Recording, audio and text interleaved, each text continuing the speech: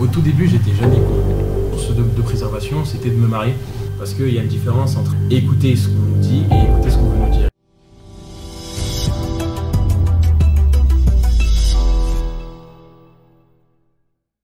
A'udhu billahi minash shaitanir rajim. Bismillahir rahmanir rahim. Donc, aujourd'hui, on se retrouve pour une vidéo, Inch'Allah. On va essayer de traiter la problématique du mariage, du mariage jeune. L'objectif, c'est pas qu'on traite cette vidéo un petit peu comme des imams ou bien des personnes de science, mais vraiment qu'on aborde ce sujet-là sous l'angle d'un retour d'expérience, en fait, d'un jeune qui s'est marié aussi en étant jeune. Et Inch'Allah, il va nous partager ses expériences, les critiques qu'il a pu recevoir, comment est-ce que s'est déroulé son mariage, etc., etc. Et qu'il puisse nous donner quelques conseils. Assalamu alaikum Younes. Comment tu vas? Très bien. Alhamdulillah. Donc Inch'Allah, on va traiter cette problématique du mariage. Donc comme je le disais précédemment, l'objectif c'est vraiment que tu nous fasses un retour d'expérience sur ton expérience en fait du mariage, comment ça s'est passé, avant, après, parce que tu t'es marié très jeune, tu avais 20 ans je crois, c'était ça? Ouais. 20, voilà, donc machallah tu t'es marié à 20 ans, et du coup, est-ce que dans un premier temps tu pourrais te présenter Inch'Allah? Ouais. Eh ben, je m'appelle Younes Ben Mostefa, j'ai 23 ans, je suis en pleine création de mon entreprise dans le domaine de l'écologie.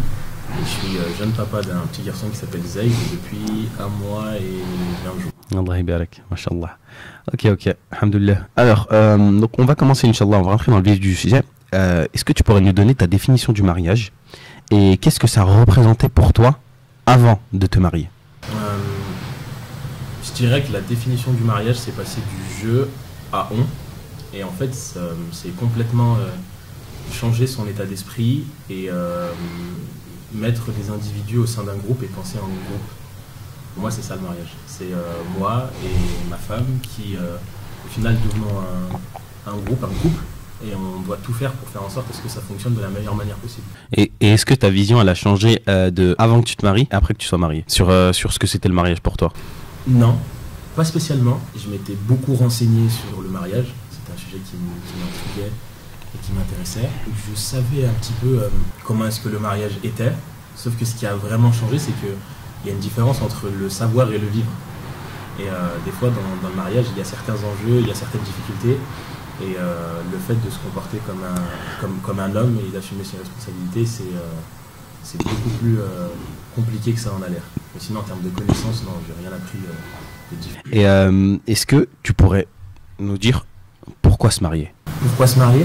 Qu'est-ce que ça t'a... Moi, je me suis marié. Toi, bien sûr, c'est ton expérience qu'on recherche. Et pourquoi est-ce que tu t'es dit, vas-y, il faut que je me marie? Alors, quand je cherchais à me marier, c'était dans la suite logique de mon cheminement spirituel, dans le sens où enseigner et de rentrer plus en profondeur dans la religion, je me mettais à être en désaccord avec tous les modèles actuels de la mode, du comportement qu'on peut croiser à l'extérieur.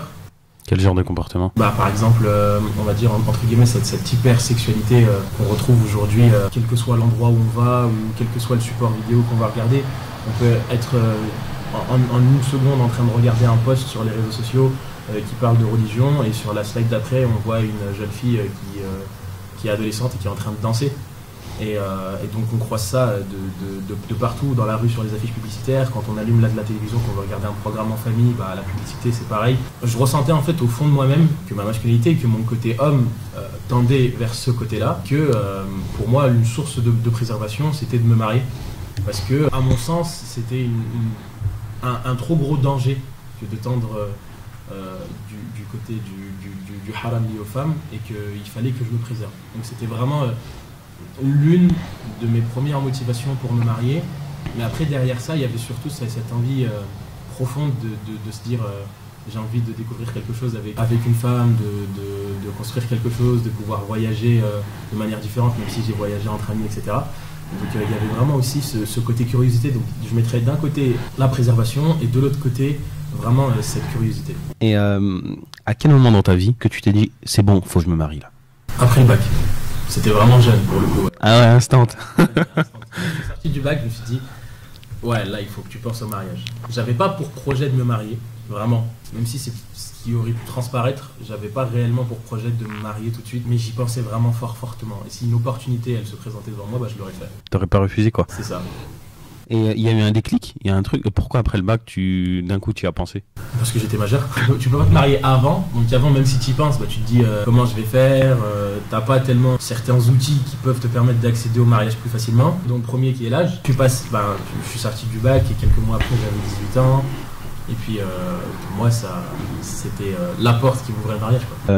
Est-ce que tu as été critiqué pour ce choix? Est-ce qu'il y a des gens qui ont remis en question ce choix, qui t'ont dit pourquoi, poussé à justifier ou quoi? Et qui est-ce qui a été, bon, sans forcément citer de nom, mais dans quel cercle est-ce que tu as eu reçu le plus de critiques? Dans le cercle d'amis, j'aurais pas pensé, mais et en fait il y a vraiment une scission. Alors je tiens juste à préciser ce que j'entends par critique, pas tellement c'est pas forcément négatif. C'est pas forcément négatif, plus une remise en question de ses choix ou une incompréhension. Et je dirais que c'est d'abord en premier lieu dans le cercle d'amis. Et puis après il y avait le second cercle familial. Je dirais que mon frère c'était quelqu'un qui était très d'accord avec ce choix-là et qui comprenait parfaitement. Bon, ma sœur un petit peu, tu vois, c'est notre princesse à moi et mon frère, etc. Elle l'entendait et ça lui faisait un peu de la peine, mais mine de rien elle acceptait. Puis ma mère elle a toujours été d'accord avec nos choix et nous accompagnait dans ce qu'on voulait faire. Donc c'était plus dans le second cercle familial. Quand j'en discutais des fois avec des personnes de ma famille, ça arrivait qu'il y avait une certaine incompréhension, mais va au bout de tes études, t'es un peu jeune. Et les amis c'était pareil, quoi. C'est les mêmes choses qui reviennent à chaque fois. Au final, le sentiment que j'avais, et puis après j'en ai rediscuté parce que j'ai eu l'occasion de parler de mariage avec d'autres personnes, c'est que c'est finalement la chose qui doit venir en dernier. Comme s'il fallait cocher plein de cases avant, c'est le mariage qui arrive en dernier comme la cerise sur le gâteau. En tout cas moi c'était pas mon avis à l'époque, et encore aujourd'hui.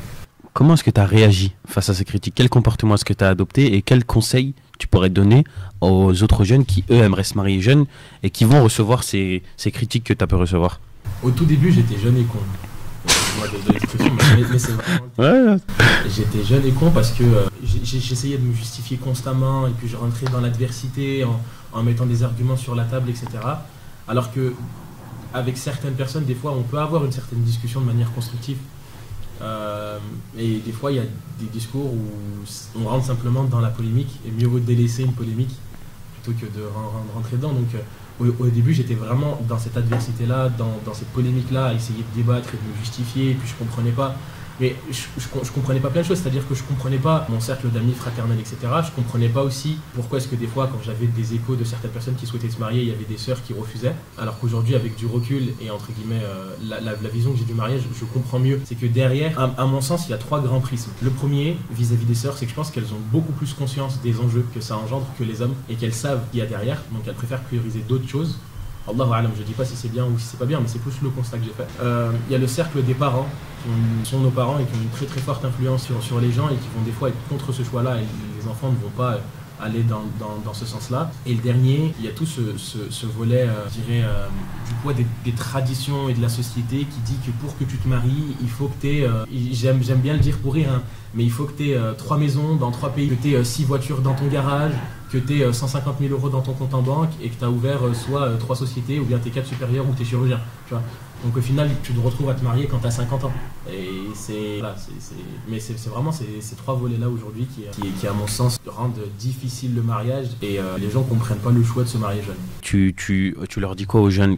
Comment est-ce qu'ils doivent se comporter? Genre, mise en situation, leur mère ou leur père, non, t'es trop jeune, non, t'as pas d'argent, non. Comment il doit agir? Est-ce qu'il rentre dans le débat ou bien il essaie de faire comprendre, il essaie de montrer, il reste calme, il écoute, il renseigne, qu'est-ce qu'il fait? Tout d'abord, il écoute. Et il écoute, et je dirais même plutôt qu'il apprenne à écouter. Parce qu'il y a une différence entre écouter ce qu'on nous dit et écouter ce qu'on veut nous dire. Et c'est pas pareil. Donc quand ta mère, elle vient te voir, tu lui dis maman, j'ai envie de me marier, et qu'elle te dit non. En fait, ce qu'elle veut dire derrière, c'est que mon fils, j'ai pas envie que tu partes. Mon fils, j'ai peur pour toi dans la vie, que ce soit compliqué pour toi. Je sais pas sur qui tu vas tomber et ainsi de suite. Et donc, il faut aller au-delà de ce que nos parents nous disent et essayer de comprendre pourquoi est-ce qu'ils nous disent les choses et qu'est-ce qu'ils veulent nous dire. Et à mon sens, c'est ce qui est le plus important aujourd'hui.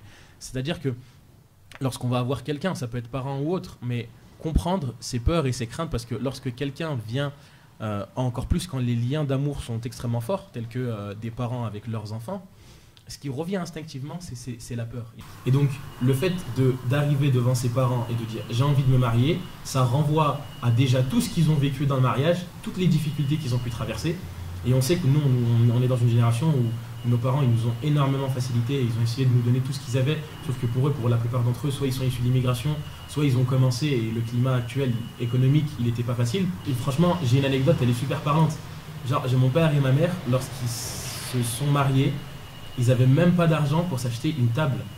Et donc, ce qu'ils faisaient, c'est qu'ils dégrondaient la porte. Dégrondaient la porte, en fait, c'est qu'ils enlevaient la porte, qu'ils la posaient sur 2 cagettes, et en fait, ils mettaient du papier journal par-dessus pour faire une nappe et ils mangeaient dessus. Et c'est pour dire c'est carré. À quel point c'était super dur pour eux. Et donc, en fait, ça renvoie à tout ce qu'ils ont vécu comme difficulté. Et en tant que parent, tu veux que le meilleur pour ton enfant. Et je le comprends, même si mon fils, il est tout petit, je commence à le comprendre. Et donc, lorsqu'on vient et qu'on dit j'ai envie de me marier mais qu'on n'a pas de situation, on renvoie à ces peurs-là. Et donc, on peut avoir une certaine une négation ou un non, sauf que derrière ce non, je pense qu'il faut creuser. Donc, pour en revenir à la question de base, c'est vraiment essayer de creuser et essayer de comprendre et d'entendre ce que les parents veulent dire. Et c'est derrière ça, en fait, qu'on va pouvoir argumenter, rassurer, montrer que, par exemple, pour une maman, si on est un garçon, dire que maman, ça va pas rien changer parce que ça serait mentir, mais plus je vais toujours t'aimer autant, j'en ai besoin pour mon bien-être et mon confort, etc. Et souvent, on pense qu'on connaît nos parents, on pense que nos parents vont réagir d'une certaine façon, mais en vrai, on les connaît pas parce qu'on a pris des habitudes depuis tout petit, sauf que quand on casse ces habitudes-là et qu'on discute avec eux, on se rend compte qu'au final, ils réagissent d'une manière dont on s'y attendait pas. Et pour moi, c'est ça le plus important. Se dire que casser cette routine de non, je veux pas que tu te maries, d'accord, et puis tu t'énerves, et puis de toute façon, tu t'énerves tout le temps. Mais vraiment, étonner la personne qu'on a en face de nous. Et donc, quand on entend le non, essayer vraiment d'exprimer ses besoins, d'exprimer ses émotions. C'est pas simple à faire, mais il faut le faire. Et de rassurer. Je pense que c'est ce qui est le plus important.